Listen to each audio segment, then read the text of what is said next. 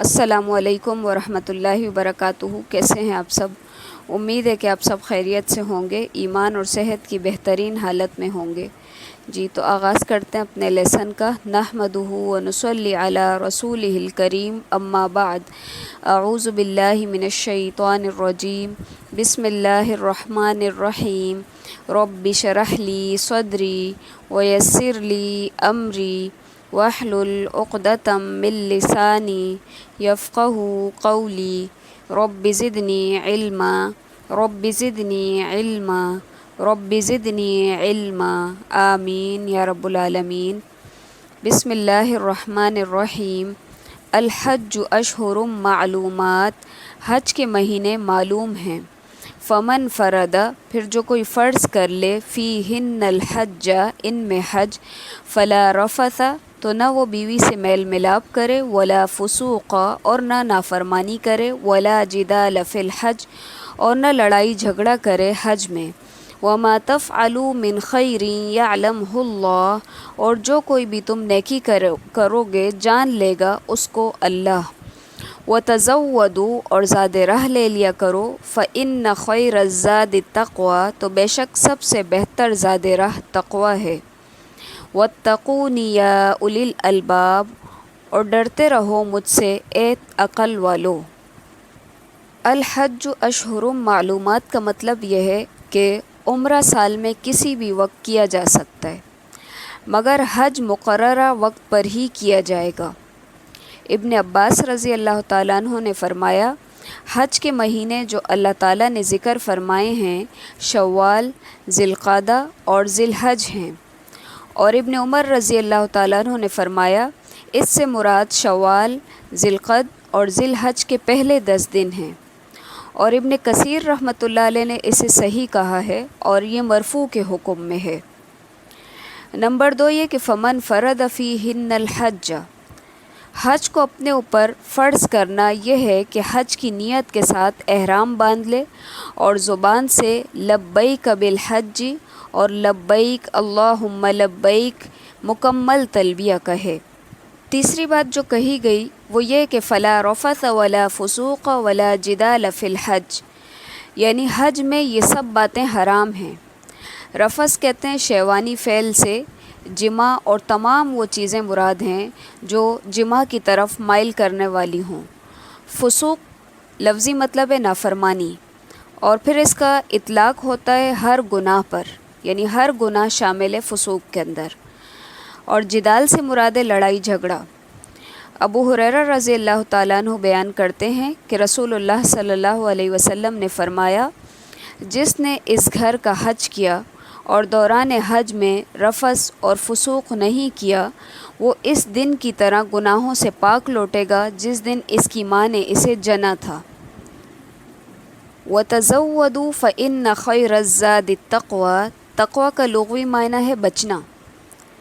ابن عباس رضی اللہ تعالیٰ عنہما کہتے ہیں کہ اہل یمن حج کرتے تو زاد راہ نہیں لاتے تھے اور کہتے تھے ہم تو اللہ تعالیٰ پر توکل کرنے والے ہیں۔ پھر جب مکہ میں آتے تو لوگوں سے مانگتے، تو اس پر اللہ تعالیٰ نے یہ آیت نازل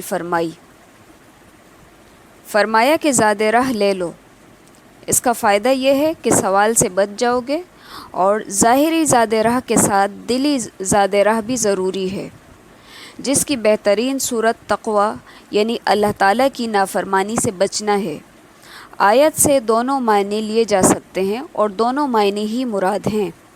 لیس علیکم جناح، نہیں ہے تم پر کوئی گناہ، ان تبتغوا، کہ تم تلاش کرو، فضلا من ربکم، فضل اپنے رب کا، فَإِذَا أَفَضْتُمْ، پھر جب لوٹو تم، من عرفات، عرفات سے، فاذکروا اللہ، تو ذکر کرو اللہ کا، عند المشعر الحرام، مشعر حرام کے پاس، واذکروہ، اور ذکر کرو اس کا، کما ہداکم، جیسا کہ اس نے ہدایت دی تم کو، وَإِن كُنتُم مِّن قَبْلِهِ لَمِنَ الضَّالِّينَ، اور بے شک تھے تم اس سے پہلے البتہ گمراہوں میں سے۔ ابن عباس رضی اللہ تعالیٰ عنہ نے فرمایا، عکاظ، مجنہ اور ذوالمجاز جاہلیت میں بازار تھے۔ اب مسلمانوں نے حج کے دنوں میں وہاں تجارت کرنے کو گناہ سمجھا تو اس پر یہ آیت نازل ہوئی، یعنی حج کے دوران میں خرید و فروخت ممنوع نہیں ہے، بلکہ یہ مال اور دولت اللہ تعالیٰ کا فضل ہے، اس لیے روزی کمانا منع نہیں ہے۔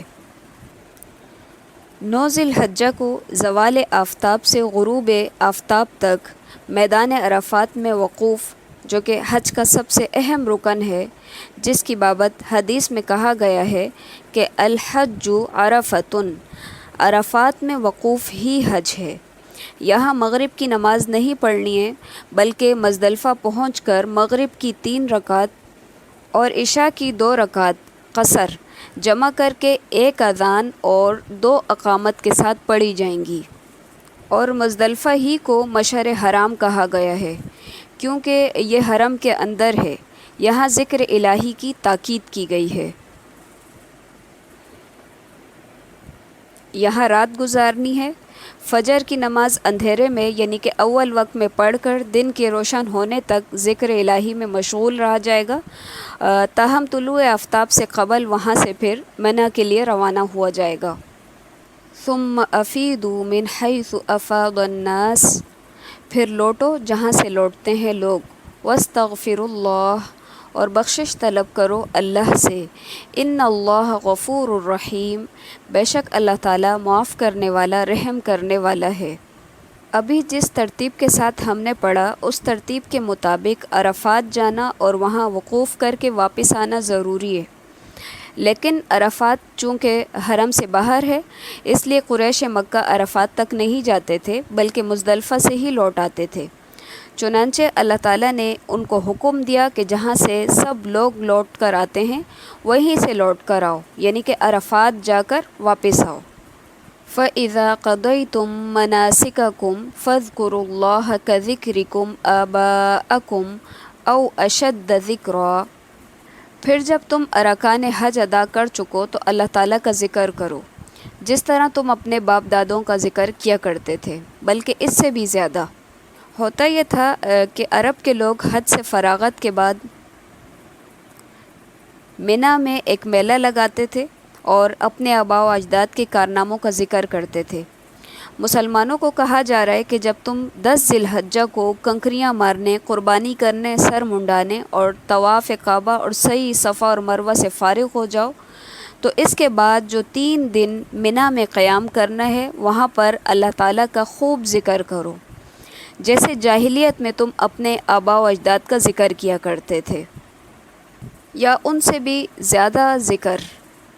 فَمِنَ النَّاسِ، تو پھر لوگوں میں سے من کوئی ہے، یقولو جو کہتا ہے، ربنا اے ہمارے رب، آتنا دے ہمیں، فی الدنیا دنیا میں، وما لہ فی الآخرہ اور نہیں ہے اس کے لیے آخرت میں، من خلاق کوئی حصہ۔ اب ذکر آ رہا ہے ان لوگوں کا جو صرف دنیا طلب کرتے ہیں، تو اللہ تعالیٰ فرما رہے ہیں کہ ان کو دنیا ہی پھر دی جائے گی اور آخرت میں ان کے لیے کسی طرح کا کوئی حصہ نہیں ہوگا، کیونکہ ہر شخص کو وہی ملتا ہے جو وہ پسند کرتا ہے، جس کی وہ طلب رکھتا ہے۔ تو اگر اس کو دنیا عزیز ہے اور وہ آخرت کے لیے کسی طرح کی کوئی تیاری نہیں کرتا، کوئی دعا نہیں مانگتا، تو اس کو آخرت میں سے کچھ بھی نہیں ملے گا، بلکہ اس کو صرف دنیا ہی دی جائے گی۔ اسی لیے فرمایا کہ وَمَا لَهُ فِي الْآخِرَةِ مِنْ خَلَاقٍ، اس کے لیے آخرت میں کوئی حصہ نہیں ہوگا۔ اب دوسرے کردار کی بات ہو رہی ہے، وَمِنْهُمْ مَنْ يَقُولُ، اور ان میں سے کوئی وہ ہے جو کہتا ہے، ربنا اے ہمارے رب، آتنا فی الدنیا حسنہ کہ دے ہمیں دنیا میں بھلائی، وفی الآخرۃ حسنہ اور آخرت میں بھی بھلائی دے، وقنا عذاب النار اور بچا ہم کو آگ سے۔ اب یہاں پر جو دوسرا کردار ہے وہ اعمال خیر کی توفیق مانگ رہا ہے اللہ تعالیٰ سے، یعنی اہل ایمان دنیا میں بھی محض دنیا ہی کو طلب نہیں کرتے بلکہ نیکی ہی کی توفیق طلب کرتے ہیں، جس کا مطلب یہ ہے کہ دنیا کا مال اور اسباب بھی اس طریقے سے دے کہ وہ ہمارے لیے بھلائی کا باعث ہو۔ نبی صلی اللہ علیہ وسلم کثرت سے یہ دعا پڑھتے تھے، اور طواف کے دوران میں لوگ ہر چکر کی الگ الگ دعا پڑھتے ہیں۔ جو کہ خود ساختہ ہیں، ان کے بجائے طواف کے وقت یہی دعا ربنا آتنا فی الدنیا حسنۃ وفی الآخرۃ حسنۃ وقنا عذاب النار پڑھنی چاہیے۔ رکن یمانی اور حجرہ اسود کے درمیان یہ دعا پڑھنا مسنون عمل ہے۔